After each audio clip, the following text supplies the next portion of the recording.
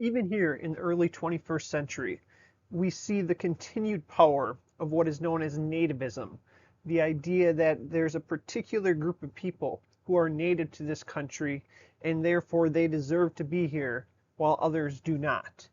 Well, we can see this tradition of nativism going all the way back to the early 19th century, when we see then a movement brewing as more and more European immigrants begin to arrive that are different from the so-called original inhabitants of this country. Now, as we know, this is very much a hypocritical stance to be taken by the so-called nativists, because the white Europeans who began to arrive in droves, particularly in the 15 and 1600s, were not the first persons on this North American continent. But nonetheless, that hypocrisy did not seem to bother the people that we are going to be talking about in today's lecture. One of the reasons why nativism reared its head in this period in the early to mid 19th century is because the massive explosion in the number of immigrants that were arriving in the United States during this period. And we can see that in this chart on the right, which I'll get to in a little bit. But before we get to that, I want to just talk about pure numbers here. Between 1815 and 1860, over 5 million European immigrants arrived in the United States. 4.2 million, so the majority, actually arrived between 1840 and 1860. So we can really see in this 120-year period just a dramatic rise in the number of foreigners coming into this country. Well, another reason why this was concerning to a lot of Americans was the fact that in 1850, if you look at the total population of the United States in 1850, it was only about 20 million. Therefore, what we see here is nearly a quarter of all people in the United States in 1850 were immigrants. So the fear is that there's this onrush, this flood of new blood coming into the United States. So who were these people coming into the United States during this 20-year period between 1840 and 1860? Well, it was primarily Irish immigrants, and this is where we can see the chart here on the right. As you can see, in talking about the percentage of immigrants coming in each particular 5-year period, in 1840, 47% of all incoming immigrants were of Irish descent. That was the leading number. The same was the case in 1845, and in 1850, and in 1852. Only after 1852 would we see a change, because what begins to happen is the German immigrants from Germany who had followed the Irish for several years, throughout much of the 1840s and into the early 1850s, they would overtake the lead, particularly in that year of 1854, where German immigrants made up 50% of all immigrants coming into this country. And then finally, what we are going to see is, in addition to the Irish and the German, we would also see the English continuing to be the third most popular, or the largest group coming into this nation. But that's important to bring them up in this story, because really since the beginning of this nation, and before it for that matter, again going back to the 1500s and into the 1600s, when they arrived in Roanoke and eventually Jamestown in 1607, the English were clearly the overriding group coming over to this country, to this continent of North America. This had changed by the 1840s, and these same Englishmen were the ones who were leading this anti-immigrant charge, this nativist charge against the growing numbers of German and Irish immigrants coming into this country. So in short, to conclude in this kind of numbers game, if you will, by 1860, 3/4, 75% of America's foreign-born were either Irish or German. Why did these people come to the United States? Why did these people come to the United States? Well, what we are going to see is the biggest driving factor, the push, if you will, and also the pull into the United States, was economic improvement. Economic improvement was the primary reason, especially after the Great Famine, or Potato Famine as it's commonly known, led to mass starvation and death across Ireland. In fact, if we look at some of the letters back to relatives in Europe during this time, as I've done, I used to, in fact, assign them to students, but I wanted to cut back on reading, so I removed them. But a lot of these letters back to relatives in Europe from Irishmen mention that you could purchase a large farm in America for the price of renting a small farm in either Ireland, in Germany. You also see in these letters, even though it was clearly not true, stories of fruit being left to rot filling these letters. The idea that America was paved with gold streets, that if you came to America, you could work hard and achieve success, something that was not possible during this time in either Ireland or in Germany. So as this is going on, the reality was that most Irishmen took low-paying jobs as factory hands, construction workers, and canal diggers. And in fact, what we are going to see is these were the most dangerous jobs available. In fact, thousands of Irishmen died while working on the canal in New Orleans from cholera. So clearly, despite their kind of picturesque image that they portrayed in these letters back home, a lot of these Irishmen were not living the easy life. It was a struggle. And in fact, even getting over here was often a struggle. They would often go in steerage below deck, sometimes with the animals, sometimes with different products that were coming over from the old world over in Europe, and they came here with nothing. So clearly, this was a hard, hard life. But regardless, for these Irishmen and Germans, it was better than what they had back at home. Despite the fact that many of these immigrants took low-paying jobs, there were a lot of critics of these people, the Irishmen and Germans, in terms of these people serving as competition for jobs. But the far more common critique of these Irishmen and Germans had to do with the idea that these new foreign bodies that were arriving on the shores of America were a threat to American democracy. Why was this the case? Well, interestingly enough, it had to do with the religious beliefs of these newcomers to the United States. Many Germans and Irish were Catholics. Now, if we look at Catholicism in the United States, in 1 year alone, the year when the immigration boom really started, 1840, we will see that there are about 45 Catholic dioceses across the United States and 2,500 churches, 2,500 churches. Well, along with the churches, the Catholic Church increasingly created these charitable societies, orphanages, militia companies, schools, and political organizations. And in fact, because of this growing strength in Catholic institutions, presence of these Catholic institutions, we would see many native-born Americans fearing that the Catholics would come over to this country and obey the sort of papal encyclicals that were being issued by Pope Gregory XVI and Pope Pius IX.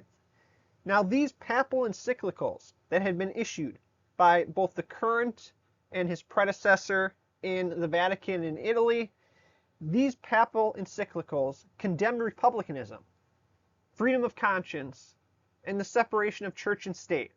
And the reason why they condemned republicanism, freedom of conscience, and the separation of church and state was because in the eyes of the Vatican, these were false political ideologies.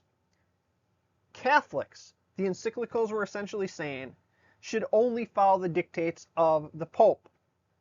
So therefore, what we are going to see is this fear that these Irishmen and these Germans would come over here and they would not follow the politicians in this country, the legislatures, the president.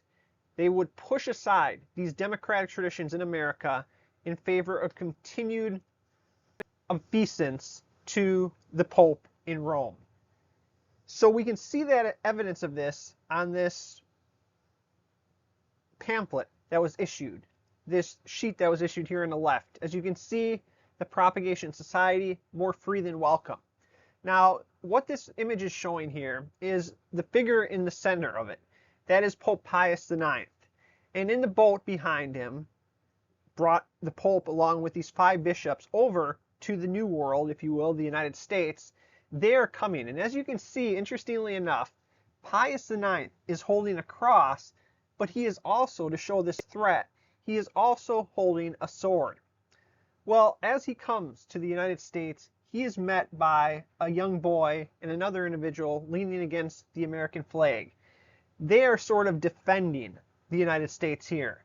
Basically, the boy there that is holding the Bible in that little pop-up dialogue box that you can't read, I understand, he's essentially saying, we will not accept what you are trying to sell us in this Bible, sort of serving as protectors against this onslaught of the Vatican in Rome, the threat that it posed to the United States. Well, again, this would be the leading threat in American minds, this threat to American democracy. But also keep in mind what I alluded to at the beginning of this slide as well, that most Irish men took these low-paying jobs as factory hands, construction workers, and canal diggers, and therefore what we are going to see is many unemployed Protestant mechanics and factory workers blame their job status on immigrants. So we really see this idea playing out here, that a common refrain, even up into the 21st century, you still hear it now and then, that this was a Protestant nation. Again, going back to the first religion that we talked about in this course with the Puritans. That was the Protestant Reformation in response to the failure of the Protestant Reformation not being carried out as fully as Protestants wanted in England. Therefore, they came over to the New World as Puritans. We've talked about that. This was a Protestant nation built for Protestant people. So when these new Catholics come over from Ireland and Germany, there's an economic factor, but it's also this religious issue as well. So the other point that I want to talk about is, what is the outcome of this nativist hysteria? Is there a tangible threat to these new people arriving in this country? Well, in fact, we see various instances of violence across the land, and one of the most infamous that I want to talk about first is one that took place in Philadelphia, the birthplace of American democracy. Again, Liberty Hall, where the Constitutional Convention was held. This is the site of a massive riot in May of 1844. So in Philadelphia, the birthplace of American democracy, a 3-day riot would break out in 1844, resulting in the destruction of more than 30 homes, 2 Catholic churches, and a Catholic seminary. Between 1830 and 1850, the city's Catholic population had increased from 35,000 to 170,000, as did the number of Catholic churches, which rose from 22 to 92. So clearly we can see again this feeling of basically the Protestant people, the backbone of this country, being overwhelmed and taken over by these Catholic Irishmen and Germans coming into Philadelphia here in the 1840s. Well, what was the immediate reason for this riot in 1844? Well, what happened was a rumor circulated in the spring of 1844 that a Catholic school director in the Kensington neighborhood in Philadelphia proposed doing away with Bible study. Well, in response, on May 3rd, 1844, the nativist American Republican Party held a rally in Kensington neighborhood, and this would eventually be shut down by local residents. Well, 3 days later, the nativists decided that they were not going to allow their voices to be snuffed out.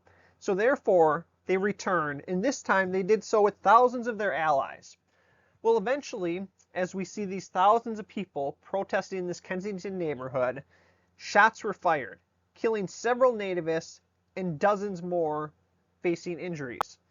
Finally, the state militia would end the riots.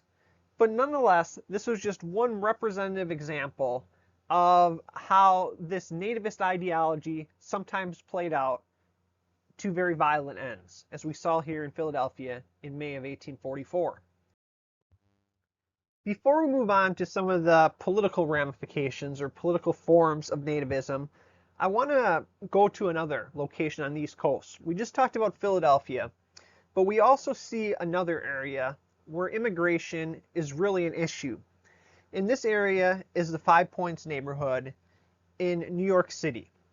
Now, if any of you have ever seen the movie The Gangs of New York, the site of that movie where it takes place is in New York City's Five Points neighborhood. And what we are going to see is by the 1840s, most Irish immigrants that arrived in the United States would actually come to the Five Points neighborhood here in New York City. And this was located on the Lower East Side of Manhattan, which is present-day Chinatown. Now, remember those letters that I referred to earlier that kind of painted a portrait of the United States as being a society with streets paved with gold? Well, this Five Points neighborhood really showed what it was like for most immigrants arriving here in this country. Because the Five Points neighborhood was crime-ridden and disease-ridden. And in fact, what we are going to see is it was so bad that it even caught the eye of foreign observers.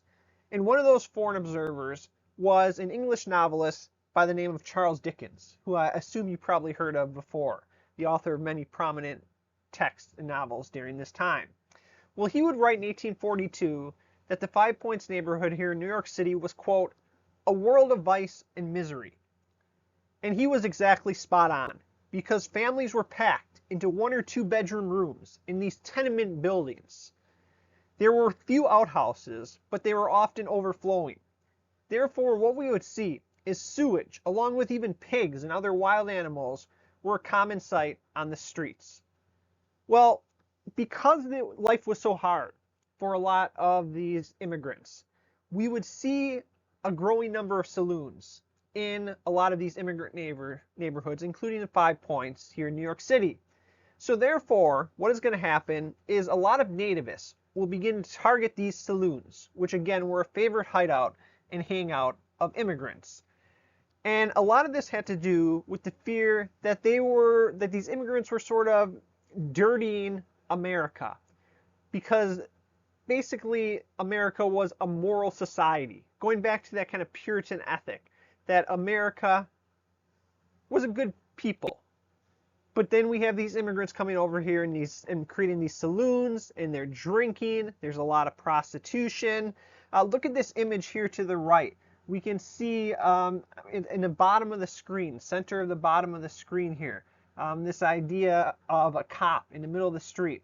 We can see a woman, a black woman, an African-American woman, sort of running away, what that entails.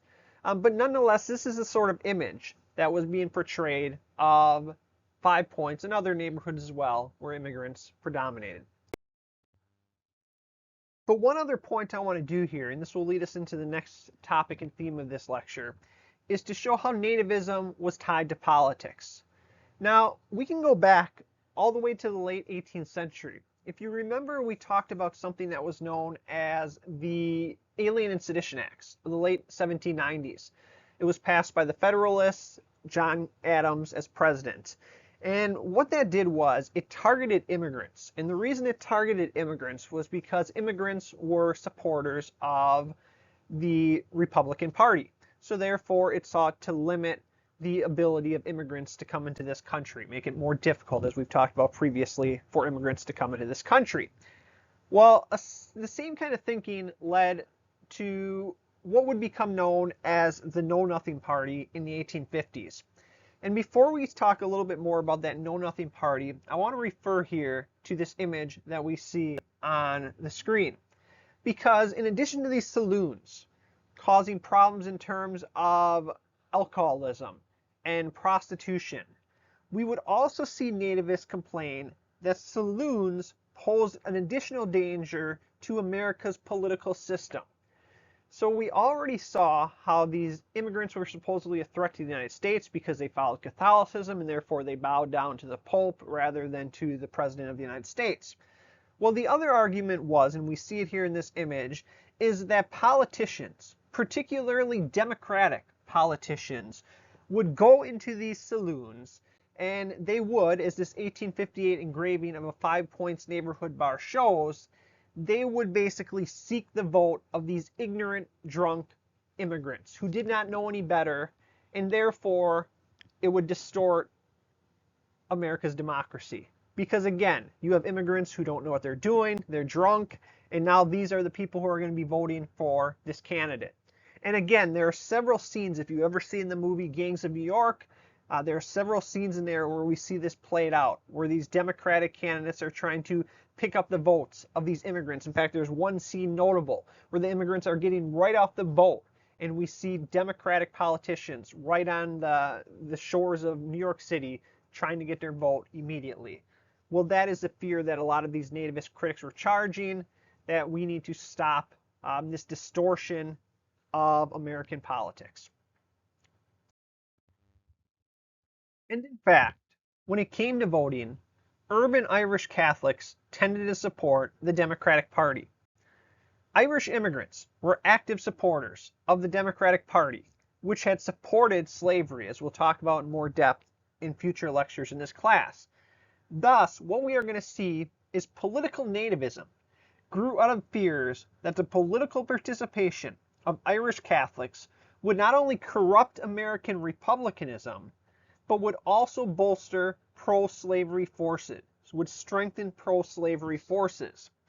Therefore, what we are going to see is out of the Whig Party, which, as we talked about previously, opposed slavery, out of the Whig Party grew a conservative tendency that promoted these nativist views and anti-immigrant views, but also made sure to express anti-Catholicism. And that political party that was an outgrowth of this Whig Party became known as the Know Nothing Party.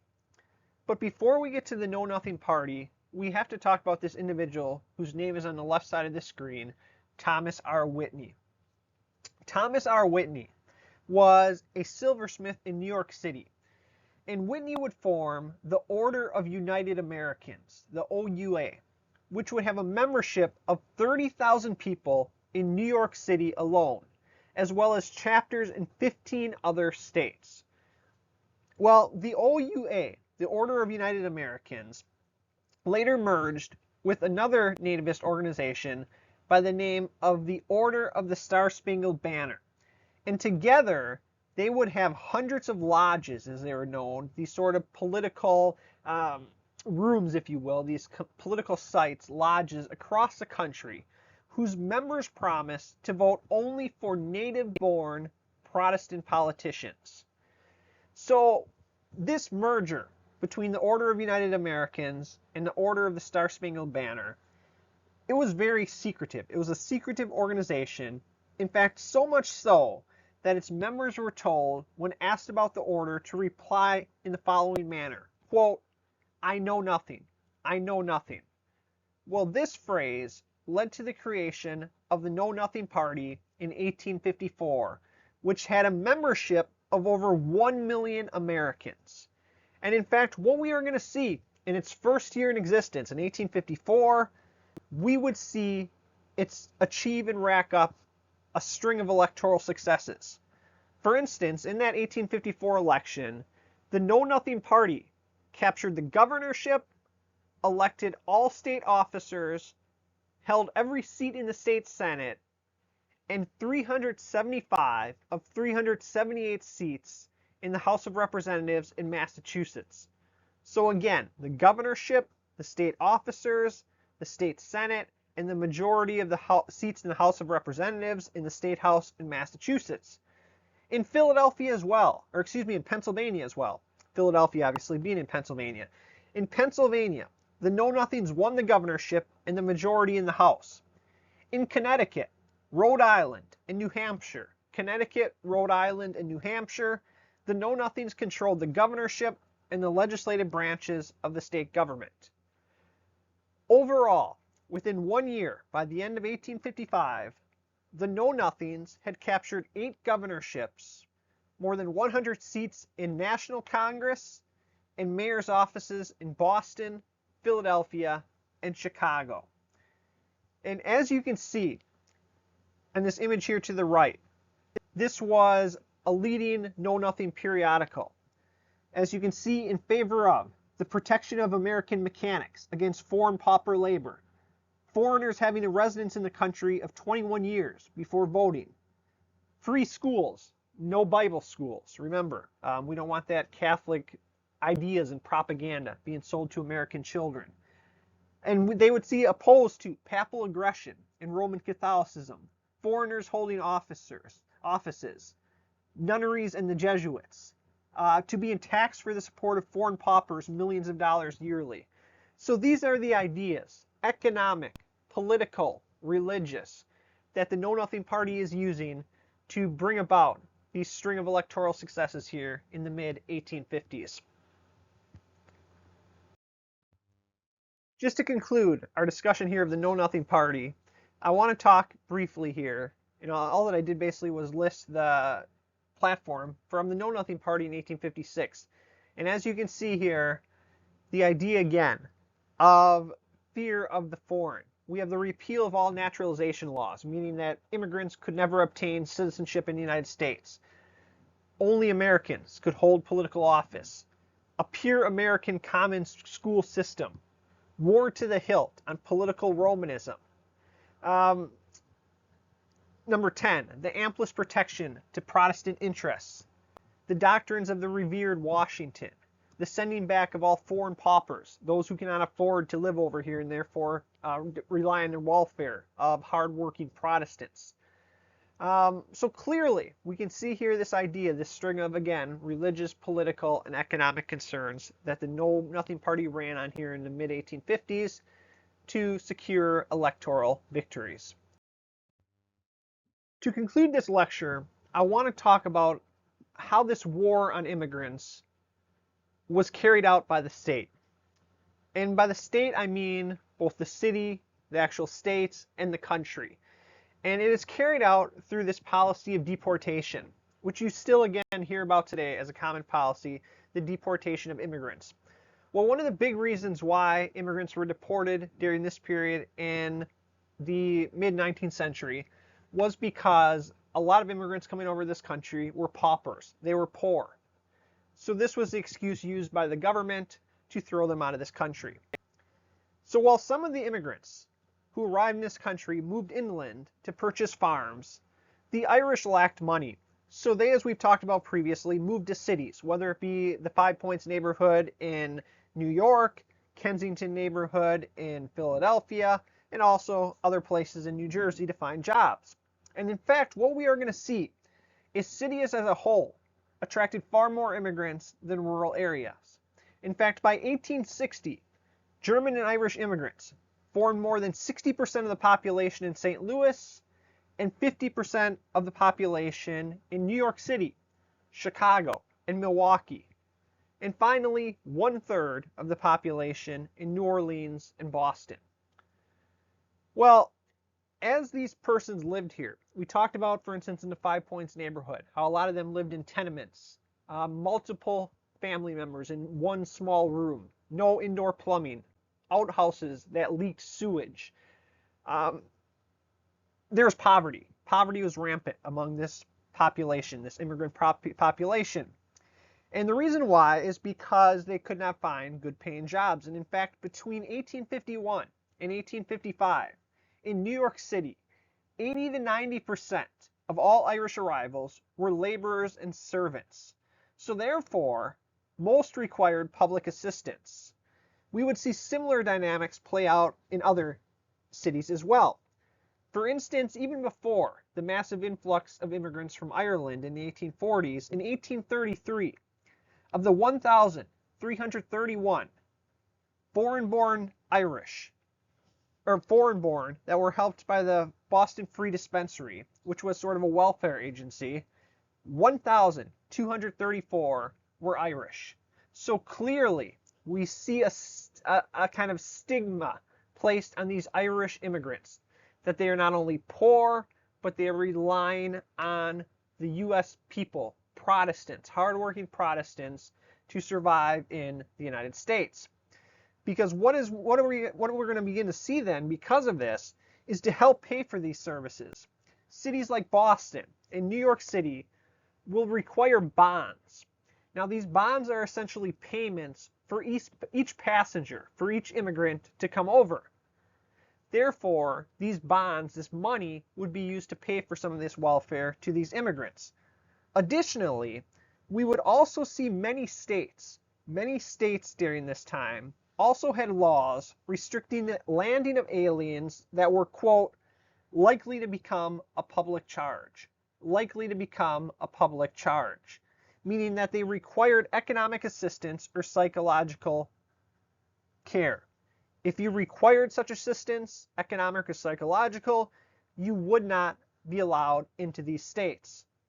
So therefore, what we are going to see, for those already in a lot of these states, we will begin to see states throw them out. Massachusetts, for instance, Massachusetts developed laws for deporting, throwing out poor immigrants living in these almshouses, these poorhouses. And in fact, between the 1830s and early 1800s, between the 1830s and early 1880s, at least 50,000 persons were removed from Massachusetts and sent back to Ireland or their country of origin. Some of these deported persons had lived in the United States for years. Some of them had even become citizens, but because they were poor, they were deported. And as you can see, this image here on the right, the poorhouse from Galway, which is in Ireland.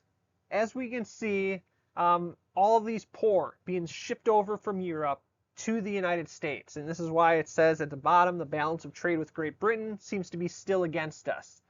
So clearly, the idea is that these immigrants are bad news. Again, just to reiterate what we talked about in this lecture, they are destroying our democracy by bringing over Catholics who are more willing to support the Pope in the Vatican in Rome rather than the U.S. government.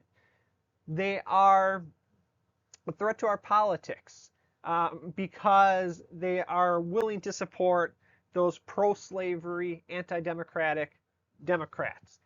And then finally, there is the economic factor where they're coming over here and taking our money through these welfare programs to support them because they can't support themselves. So clearly, in this nation, talking about we the people, that everyone is equal, that was not the case here, as we see in this nativist tide here of the mid-19th century.